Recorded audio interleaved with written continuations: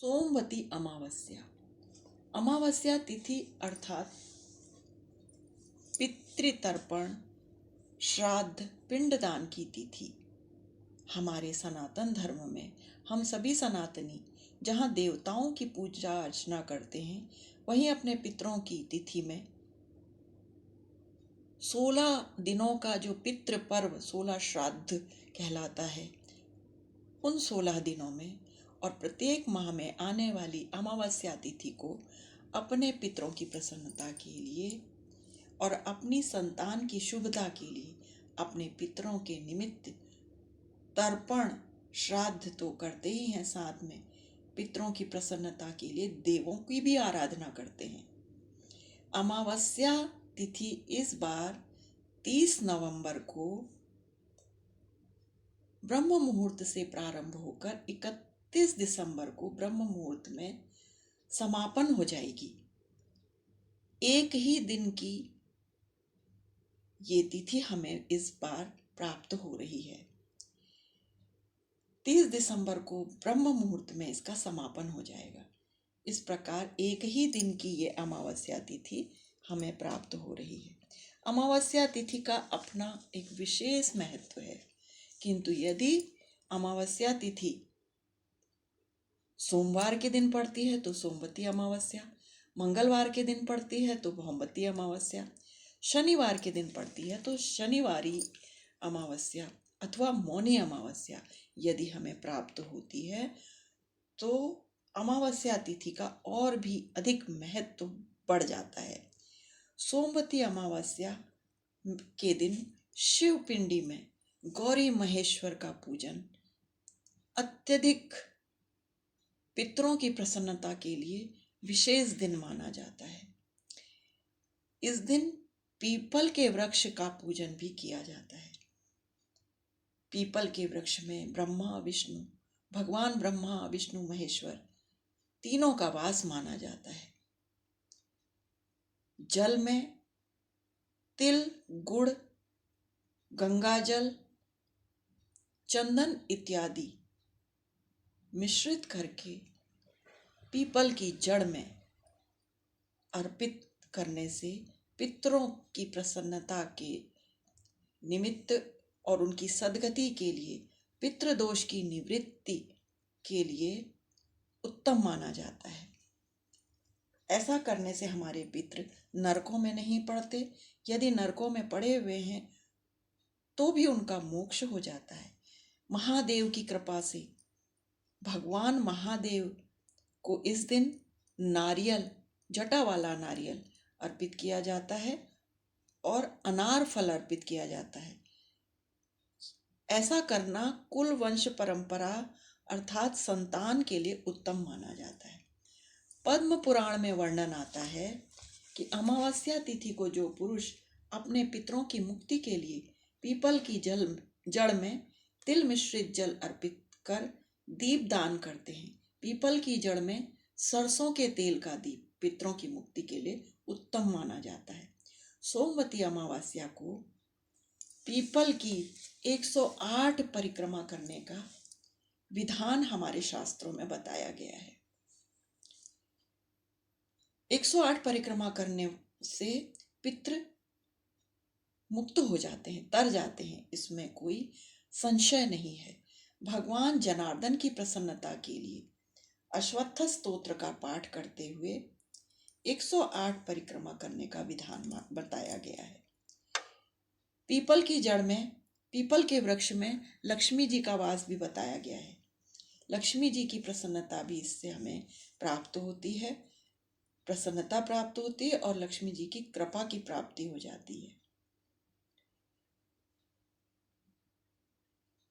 इस दिन नित्य पूजा कर्म करने के पश्चात तांबे के लोटे में जल भरकर सूर्य नारायण को पितरों की मुक्ति के हेतु दक्षिण की ओर मुख करके अर्घ्य दान करने का विधान बताया जाता है।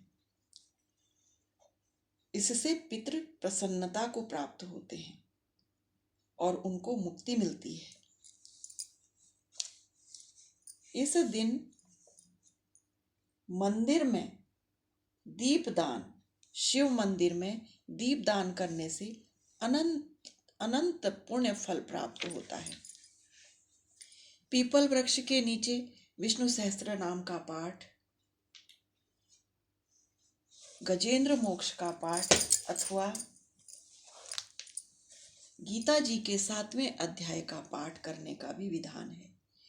पितृ गायत्री का जप भी पीपल वृक्ष के नीचे किया जाता है। पितृ गायत्री का जप, पितृ स्तोत्र का जप, पाठ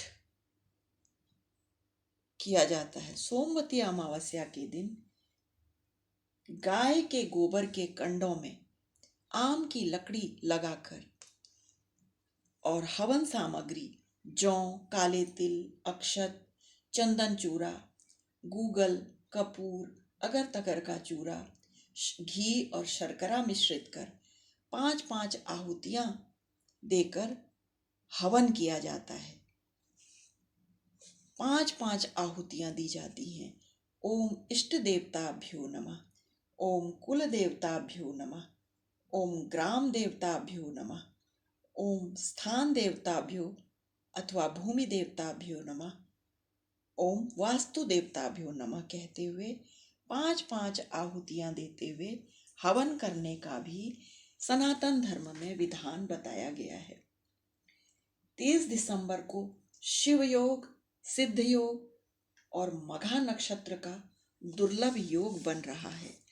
अमावस्या तिथि पर पितर अपनी संतानों से अन्न और जल की आशा करते हैं और जो लोग अपने पितरों को अमावस्या तिथि पर अन्न जल से तृप्त करते हैं, उनके 7 पीढ़ियों के पितरों का मोक्ष होता है और पितर तृप्त होकर उनकी संतानों पर प्रसन्न होकर आशीर्वाद देते हैं और कृपा बरसाते हैं।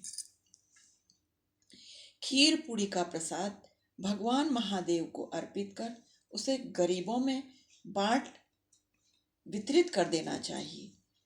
पौष की अमावस्या पितरों की मुक्ति के लिए विशेष मानी जाती है। जिनके घर में पितृ दोष होता है, उन्हें पौषी अमावस्या के दिन पितृ मुक्ति का साधन करना चाहिए।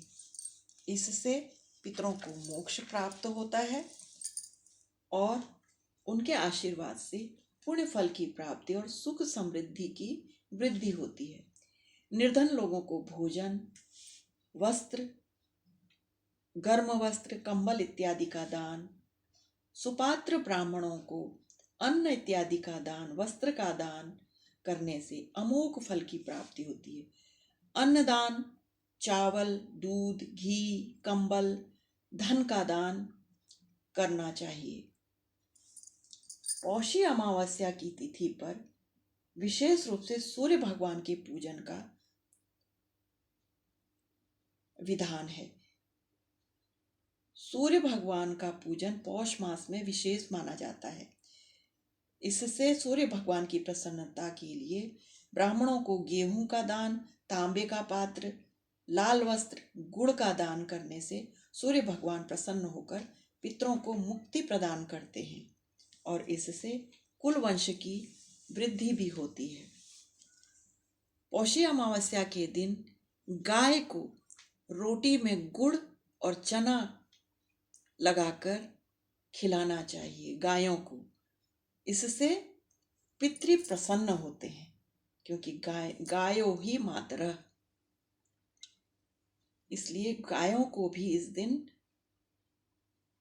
पौषी अमावस्या के दिन अवश्य तृप्त करना चाहिए, संतुष्ट करना चाहिए, जिससे वे प्रसन्न होकर हमें आशीर्वाद दें और हमारे पितरों की मोक्ष के लिए उनसे गायों से प्रार्थना करनी चाहिए क्योंकि गायों से की हुई प्रार्थना सीधे परमात्मा तक पहुंचती है। इस प्रकार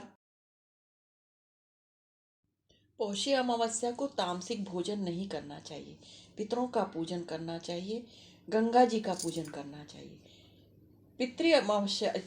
पौषी अमावस्या के दिन सरसों का तेल, नमक का दान, चमड़े की वस्तुओं का दान, लोहे का दान और तामसिक वस्त्रों का दान नहीं करना चाहिए।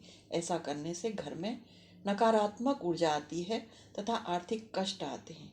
हमें इस दिन जहाँ तक हो सके तिलों का दान, गर्म वस्त्रों का दान, घी का दान करना चाहिए और गौ माता को विशेष रूप से जितना हम प्रसन्न कर सकें, उन्हें तृप्त कर सकें, वो हमें अवश्य करना चाहिए, क्योंकि गाय ही हमारी मुक्ति का साधन है। गाय ही हमको वैतरणी पार कराती है। गावो ही मातरः कहा गया हुआ है। गावो ही मातरः, गाय ही हमारी माता है, पूरे विश्व की माता है गाय। अतः गाय को विशेष रूप से पूजन पौष मास में अमावस्या की तिथि के दिन पितरों की मुक्ति हेतु करना चाहिए, क्योंकि पितरों की मुक्ति गायों की प्रसन्नता से तुरंत होगी। इसलिए हमें पौषी अमावस्या के दिन, ये दिन पितरों के लिए विशेष दिन माना जाता है। पितरों का जो भी हमारे पितृ दोष है, वो पौषी अमावस्या के दिन पितरों का पूजन अर्चन करने से, उनके लिए परमात्मा से, महादेव से, भगवान लक्ष्मी नारायण से, गौरी महेश्वर से प्रार्थना करने से पितरों को मोक्ष प्राप्त होता है। और गाय तो हमारी मुक्ति का मुख्य साधन है। गावो ही मातरः, गावो ही मातरः। ओम पितृभ्यो नमः, ओम पितृभ्यो नमः, ओम पितृभ्यो नमः।